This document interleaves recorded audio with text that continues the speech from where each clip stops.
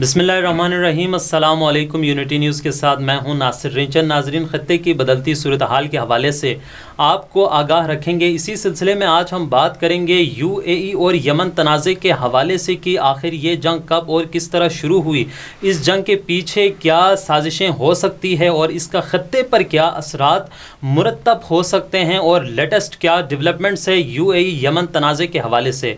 इन तमाम तर उमूर पर गुफ्तगू करने के लिए आज हमारे दरमियान तशरीफ़ रखते हैं बैनुल-अक़वामी उमूर के माहिर और ख़ुसूसन बैनुल-अक़वामी ताल्लुक़ात पर इनकी गहरी नज़र है। हमारे दरमियान तशरीफ़ है आरिफ अलजानी साहब, जो कि बैनुल-अक़वामी ताल्लुक़ात के स्टूडेंट भी हैं, क़ायद-ए-आज़म यूनिवर्सिटी से एमफिल कर रहे हैं और इनके ख़ास रिसर्च भी है इस मौजू के ऊपर, और ये साबिक़ ISO के सदर भी रह चुके हैं। आरिफ साहब, आपको अपने प्रोग्राम में खुशामदीद कहता हूँ। बहुत शुक्रिया। आरिफ अलजानी साहब, सबसे पहले ये यमन यूएई का, जैसे कि आप देख रहे हैं एक दूसरे के ऊपर मुसलसल हमले हो रहे हैं, ये जंग किस कदर फैल सकती है और ख़त्ते पर क्या असरात मुरतब हो सकते हैं? बिस्मिल्लाहिर्रहमानिर्रहीम। सबसे पहले आपका शुक्रिया। यकीनन ये एक बहुत ही बर्निंग इशू है इस वक्त इंटरनेशनल सिनेरियो में। अगर यमन के और यूएई की बात करें तो हम इसको यमन यूएई ना कहें, बल्कि ये बेसिक जो वॉर 2015 से स्टार्ट हुई है, ये सऊदी अरबिया और उसके एलाइज़ हैं और एक साइड पे, और दूसरी तरफ यमन के निहत्ते जो अवाम हैं या उनके जो हौसी हैं, जिनको जो कि वहाँ के ट्राइब है कि जिन्होंने यमन के अंदर अमेरिकन और उनके एलाइज़ की इन्फ्लुएंस को रोकने के लिए और वहाँ पर अवामी हुकूमत की क़ियाम के लिए जद्दोजहद का आगाज़ किया।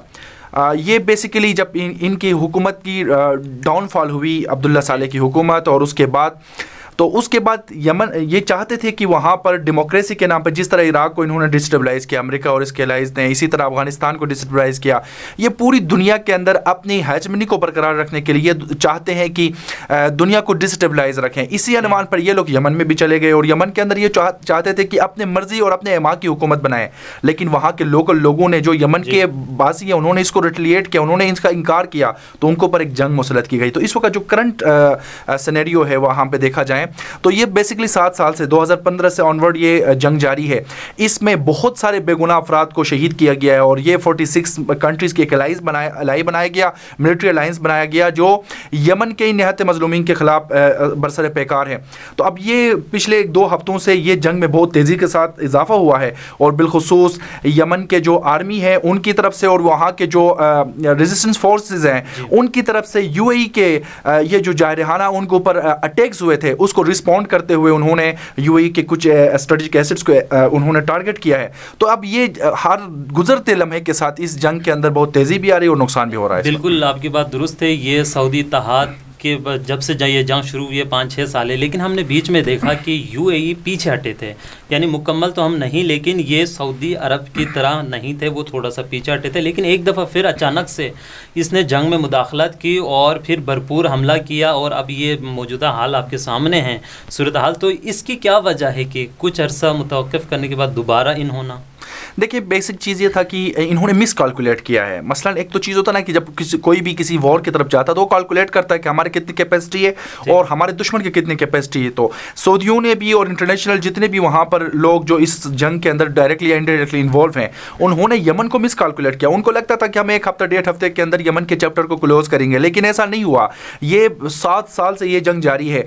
तो अभी करंटली ये जो यूएई का दोबारा से फ़ाल होना और इस जंग के अंदर बहुत ही ब्रूटली उन्होंने अटैक्स किए, वहाँ पे यमन के जो सिविलियन इंफ्रास्ट्रक्चर है उसको तबाह किया, हॉस्पिटल्स को इन्होंने अटैक किया है, इन्होंने जेल के ऊपर अटैक किया है, स्कूलों को अटैक किया है।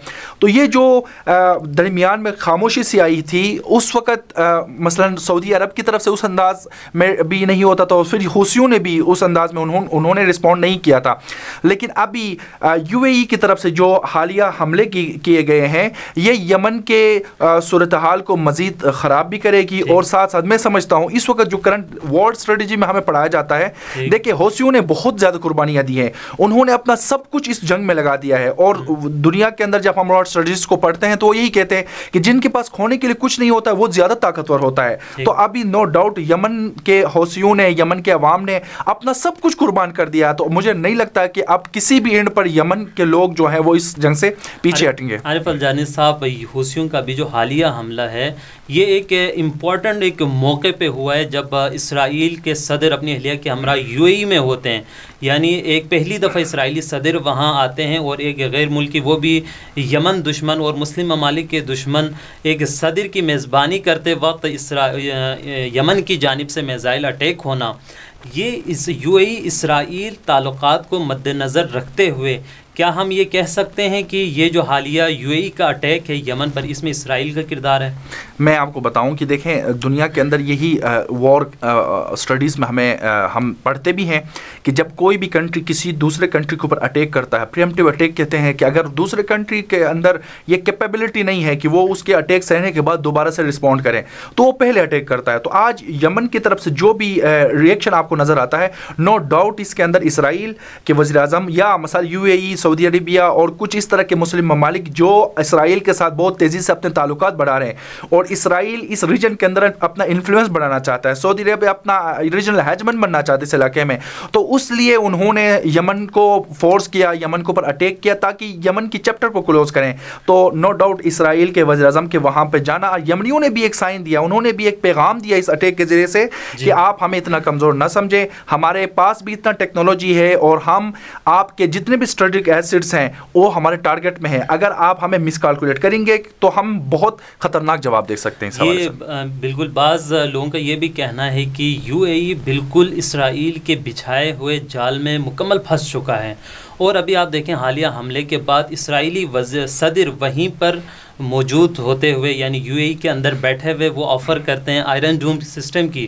اس کے علاوہ آج کی ہی آئی تھنک نیوز ہے کہ US نے بھی آفر کی ہے کہ فائٹر جیٹس اور اس طرح کی جو دفاعی سسٹم ہے ان کی آفر کی ہے. تو کیا یہ UAE اسرائیل اپنے اسلحہ بیچنے کے لیے UAE کو باقاعدہ اس میں پھنسایا گیا ہے؟ میں کلیئر کروں، دیکھیں ایسا نہیں ہے کہ انہوں نے پہلے نہیں دیا ہے، یہ سارا ٹیکنالوجی پہلے سے ان کو اویل ہے اور یہ بیسک اپنی فیلئر کو چھپانے کے لیے یہ ثابت کرنا چاہتے ہیں ان دعووں سے یا ان اعلانات کے ذریعے سے کہ UAE کے پاس یہ سہولات نہیں تھے جس کی وجہ سے بآسانی ان کے ٹارگٹس ہٹ ہوئے ہیں. ایسا نہیں ہے، ان کے پاس یہ سارے سہولیات موجود تھے.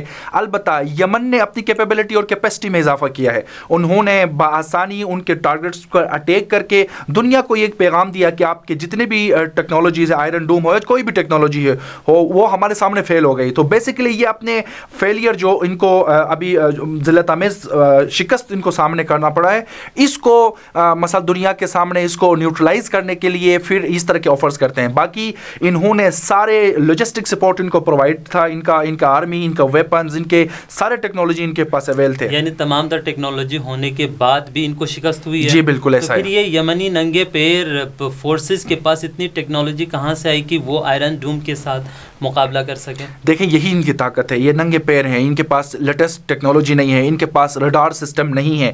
ان تمام چیزوں کے بعد دیکھیں وہاں پر بہت ہی، اگر آپ یمن کے اگر ہم جغرافیکلی ان کو دیکھا جائے تو یہ بہت کلوز ہے ایک دوسروں کے، اور یہاں پر میں سمجھتا ہوں ان کے لیے بہت بڑی ٹیکنالوجی کی ضرورت نہیں ہے. یہ میزائل اس پورے خطے کے اندر جتنے بھی پاورز ہیں ان سب کے پاس ان کا جو ساؤنڈ اور جو بہترین طاقت ہے وہ میزائل ٹیکنالوجی ہے.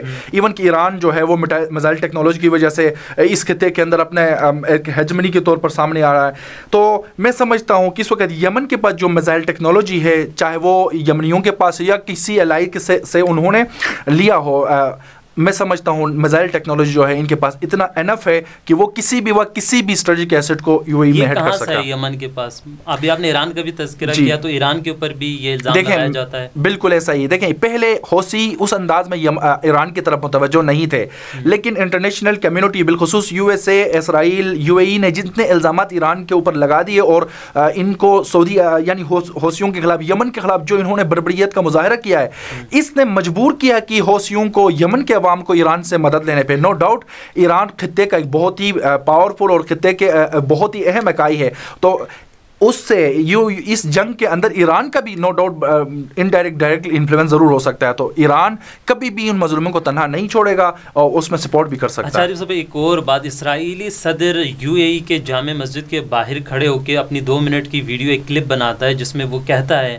کہ ہم یہاں پر مثلا پیس کے لیے، امن و امان کے لیے فروغ دینے کے لیے آئے ہیں، اور اس پورے خطے کے لیے اگر کوئی خطرہ ہے تو وہ ایران ہے. اور وہ یہ بھی کہتا ہے کہ یو اے ای کے پاس اور دیگر اس ریجن کے کنٹریز کے پاس دو ہی آپشن ہیں، یا تو یہ کہ وہ ہمارے ساتھ الائنس بنائیں اور پیس اور امن اس کے بقول کہ اس کے لیے کام کریں، یا یہ کہ وہ ایران کے ساتھ شامل ہو کے ان کے پروکسی میں شامل ہو جائیں. اس پہ حوالے سے آپ کیا کہتے ہیں؟ میں اس حوالے سے یہ کہوں گا، اس وقت آپ کو پتہ ہے دوسرے سائڈ پہ ایک بہت ہی اہم اسٹریٹجک ڈائیلاگس ہو رہے ہیں ایران اور ان کے نیوکلیئر پروگرام کے عنوان پہ P5+1 کے ویانا کے اندر. اس میں مثلا ایرانیوں کی جو ان کا سٹانس تھا وہ اس کو پوری دنیا نے ایکسیپٹ کیا ہوا ہے، اور بالخصوص ابھی ہارٹ ٹاک کے اندر BBC کو جو ان کے نمائندے نے انٹرویو دیا ہے، اس کے بعد یہ دنیا کے جتنے بھی ریسٹ آف پاورز تھے جو ایران کے خلاف وہ پابندیاں لگا رہے تھے اور غیر انلیگل طریقے سے غیر انسانی پابندیاں لگا رہے تھے، جبکہ ایران نے اس ڈیل کے تمام تر جتنے بھی ان کے ایلیمنٹس تھے ان کے اوپر عمل بھی کیا تھا، اور جس کو یہ جو UN سیکورٹی کونسل نے بھی ایکسیپٹ کیا ہے. انٹرنیشنل اٹامک ایجنسی جو ہے انہوں نے بھی ویریفائی کیا کہ انہوں نے اس جو ٹریٹی سائن ہوا تھا اس کی پاسداری بھی کی ہے. اب ان کی اس کامیابی کو ڈائیورٹ کرنے کے لیے، دنیا کی توجہات کو اس سے ڈائیورٹ کرنے کے لیے اور انٹرنیشنل کمیونٹی کو یہ باور کروانے کے لیے کہ آپ یہ جس ڈیل کو کرنے جا رہے ہیں، ایران کے اوپر سے جو سینکشنز اٹھانے جا رہے ہیں، ایران کو کا ایک برا چہرہ دنیا کے سامنے پیش کرنے کے لیے یہ سازش کریں کہ ان کی ادھر ادھر انفلوئنس ہے، یہ اس طرح کے ریبلز کو سپورٹ آؤٹ کرتے ہیں. تو ایسا کچھ بھی نہیں ہے. میں سمجھتا ہوں ایران جو ہے اس وقت اس خطے کے اندر بہت ہی تیزی کے ساتھ اپنی طاقت کا مظاہرہ بھی کر رہا ہے، اور ایک ریجنل ہیجمنٹ کے طور پر سامنے آیا. ان کی پروکسیز پورے اس خطے کے اندر نظر آ رہے ہیں.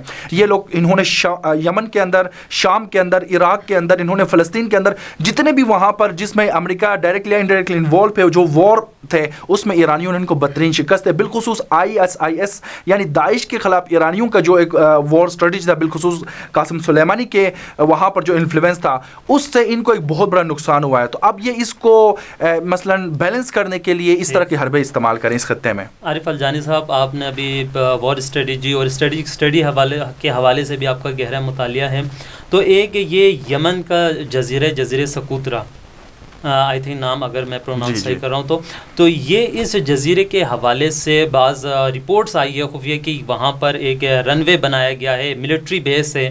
اگر اوورآل دیکھیں تو اس پر یو اے ای کا قبضہ ہے، یعنی اس جزیرے پر. لیکن کہا یہ جا رہا ہے کہ وہاں پر جتنے ملٹری کے حوالے سے ایکٹیویٹیز ہو رہے ہیں اس میں ڈائریکٹلی اسرائیل ملوث ہے، اور یہ پاکستان کے گوادر کے لیے بھی، چونکہ بالکل گوادر کے سامنے یہ جزیرہ موجود ہے، یہ پاکستان کی گوادر پہ جو موومنٹس ہوتی ہے یہاں اس پر بھی نظر رکھنے کے لیے as a intelligence base use ہو سکتا ہے. تو اس کی اسٹریٹجک لوکیشن اور اس حوالے سے جو ملٹری بیس رپورٹس ہیں ان حوالے سے آپ کیا کہتے ہیں؟ دیکھیں ایک چیز یہ کلیئر ہے کہ صرف اس بیس کی بات نہ کریں، جتنے بھی وہاں پہ عرب کنٹریز ہیں جن کا اسرائیل کے ساتھ اچھے ریلیشنز ہیں، یہ ڈائریکٹلی انڈائریکٹلی یا جو نظر آتی ہے کچھ چیزیں نظر نہیں آتی ہے، یہ سارا خطہ ہی ان کا استعمال میں ہے. یہ جہاں سے بھی چاہیں یہ ان کے ایئر بیسز کو استعمال کر سکتے ہیں. صرف اس ایک جزیرے کی بات نہ کریں. میرے نظر میں یہ ہے کہ یہ پورا خطہ جہاں جنہوں نے اسرائیل کو تسلیم کیا ہوا ہے، جن کے اسرائیل کے ساتھ بیک ڈور انہوں نے اپنے رابطے بحال رکھے تھے اور آج باضابطہ طور پر بزنس ٹریٹیز ان کے ساتھ سائن کر رہے ہیں، اس کے علاوہ ملٹری ٹریٹیز ان کے ساتھ سائن کر رہے ہیں. تو اسرائیل نے ان جو خطے ہیں ان کو ڈرا کے یا ان کو لالچ دے کے انہوں نے اپنے کنٹرول میں لے کے آئے ہیں. نو ڈاؤٹ اسرائیل ہر اس ملک کا دشمن ہے جو امریکن ہیجمنی کو، جو اس خطے کے اندر مسلمانی کی حکومت کی بات کرے گی، امت مسلمہ کی بات کرے گی، صرف پاکستان کی نہیں، ہر اس غیرت ملک کے خلاف ہیں جو وہاں پر اسلام کی سربلندی کی بات کریں گے، جو وہاں کے لوگوں کی حکومت کی بات کریں گے. کیونکہ وہ نیچرل ریسورسز سے رچ ایریا ہے. یہ پورا بیلٹ، مڈل ایسٹ کا بیلٹ آپ دیکھیں تو امریکہ کبھی نہیں چاہے گا کہ یہاں پر اسٹیبلٹی آ جائے، اسرائیل کبھی نہیں چاہے گا یہاں اسٹیبلٹی آ جائے. یہاں پہ اسٹیبلٹی آ جائے گی تو انڈائریکٹلی ڈائریکٹلی یہ مسلمانوں کے فائدہ میں، امت مسلمہ کے فائدہ میں. تو پھر اس سے اسٹیبلٹی آنے سے ایک بہت بڑا نقصان یہ ہو کہ اس وقت انٹرنیشنل مارکیٹ میں دیکھیں تو امریکن کا جو سب سے زیادہ ارننگ کا جو سورس ہے وہ یہ آرمز بیچتے ہیں. اگر دنیا میں پیس انشور ہوگا، پروگریس ہوگی تو یہ آرمز کون خریدے گا؟ تو ان کا سروائیونس کا مسئلہ ہے. تو امریکہ کبھی نہیں چاہے گا کہ دنیا کے اندر امن ہو، دنیا میں خوشحالی آ جائیں. امریکہ چاہے گا کہ دنیا میں جنگ و جدل ہو تاکہ ان کے جو ویپنز ہے، جو ان کا کاروبار ہے، اس کو کوئی نقصان نہیں پہنچے. عارف الجانی صاحب، آخری ہمارا سوال یہ ہے کہ یو اے ای پر یمنی اٹیک کے بعد یو اے ای کے ولی عہد پرائم منسٹر عمران خان صاحب کو کال کرتے ہیں اور اس حوالے سے بات ہوتی ہے، پاکستان کی جانب سے بھی اس کی مذمت کی جاتی ہے، تو آپ کیا سمجھتے ہیں؟ ایک طرف تو سعودی عرب میں ہم دیکھتے ہیں جنرل راحیل شریف صاحب وہاں سعودی اتحاد میں کمانڈنگ کا فرائض انجام دے رہے ہیں، تو کیا یو اے ای میں بھی کوئی ایسا نیا سین ہونے والا ہے؟ سب سے پہلے تو یہ ہے کہ پاکستان کو ہمیں سمجھنے کی ضرورت ہے کہ اسٹریٹجیکلی پاکستان جیو پولیٹکس کے اندر بالخصوص اسٹریٹجیکلی اگر ہم دیکھیں پاکستان کو، تو پاکستان ایک خطے کا ایک بہت اہم ملک ہے، بالخصوص اس مسلم امہ کی بات کریں تو یہ مسلم امہ کا دنیا کا پہلا مسلم اٹامک پاور ہے، تو پاکستان کا ایک بہت پازیٹیو رول پلے کر سکتا تھا یہاں پر، اور پاکستان کی کسی بھی سائڈ کی طرف جانا بذات خود پاکستان کے لیے بھی نقصان ہے اور امت مسلمہ کے لیے بھی بہت بڑا نقصان ہے۔ دیکھیں یمن کے اندر وہ مظلوم ہے عوام، وہ مسلمان ہے، دوسری طرف بھی مسلمان ہیں، اصل جو چیز ہے یہ جتنے بھی وہاں پہ منارکس ہیں، جو بادشاہ ہیں، وہ اپنی حکومتوں کو بچانے کے لیے یہ ان عوام کے استحصال کر رہے ہیں، ان کو قتل عام کر رہے ہیں، ان کو آپس میں لڑا رہے ہیں، تو پاکستان کا کسی بھی طرف جانا پاکستان کے لیے نقصان ہے۔ پاکستان کی نظریاتی جو بنیادیں ہیں اس کے خلاف ہے، قائد اعظم محمد علی جناح اور علامہ اقبال کے جو اصول ہیں ان کے خلاف ہے۔ ہمیں وزیر اعظم پاکستان کو کسی بھی سائڈ پہ نہیں جانے، ہاں البتہ پاکستان کو ایک نیوٹرل رول پلے کر کے اس کنفلکٹ کو بہتر انداز میں سیٹل کرنے میں اپنا رول پلے کرنا چاہیے۔ اور ریسنٹلی سعودی عرب کے بالخصوص یو اے ای کے حق میں جو وزیر اعظم نے یمن کے ان مظلوم اور نہتے عوام جو قتل ہو رہے ہیں، جو شہید ہو رہے ہیں، ان کے حق میں یعنی ان کو مذمت کر کے یعنی ان کے ساتھ بے وفائی کی ہے، تو میں سمجھتا ہوں پاکستان کے وزیر اعظم کو یمن کے مظلوم عوام سے معافی مانگنا چاہیے اس خیانت پر کہ انہوں نے ظالموں کی سپورٹ کیا ہے۔ تو میں اگین یہی کہوں گا کہ پاکستان ابھی بھی پاکستان رول پلے کر سکتا ہے اس جو کانفلکٹ ہے، اس کو کنفلکٹ کو سیٹل کرنے میں۔ بالکل عارف الجانی صاحب بہت شکریہ، آپ نے ہمیں وقت دیا۔ ناظرین اکرام، خطے کی بدلتی صورتحال کے حوالے سے مزید اپڈیٹس بھی ہم آپ کو دیتے رہیں گے۔ اگر آپ کو ہماری یہ ویڈیو پسند آئی ہے تو اپنی آراء کا اظہار کمنٹ سیکشن میں ضرور کیجیے گا، اور اسی کے ساتھ ہی مجھے دیجیے اجازت۔ خدا حافظ۔